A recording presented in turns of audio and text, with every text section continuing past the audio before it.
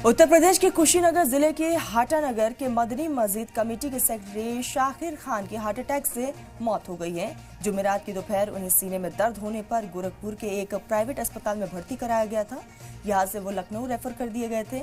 आपको बता दें कि मदनी मस्जिद पर इंतजामिया की तरफ से हुई कार्रवाई पर सुप्रीम कोर्ट ने रोक लगा दी है। बुलडोजर की कार्रवाई के बाद मस्जिद कमेटी की तरफ से सुप्रीम कोर्ट में अवमानना याचिका दाखिल की गई थी। हालांकि मस्जिद कमेटी की तरफ से इंतजामिया पर इल्जाम लगाया गया था कि इंतजामिया ने बगैर उन्हें पहले इत्तला दिए मस्जिद पर बुलडोजर चला दिया, जबकि इंतजामिया की तरफ से जारी प्रेस नोट में मस्जिद कमेटी को 3 बार नोटिस देने की बात भी कही गई थी।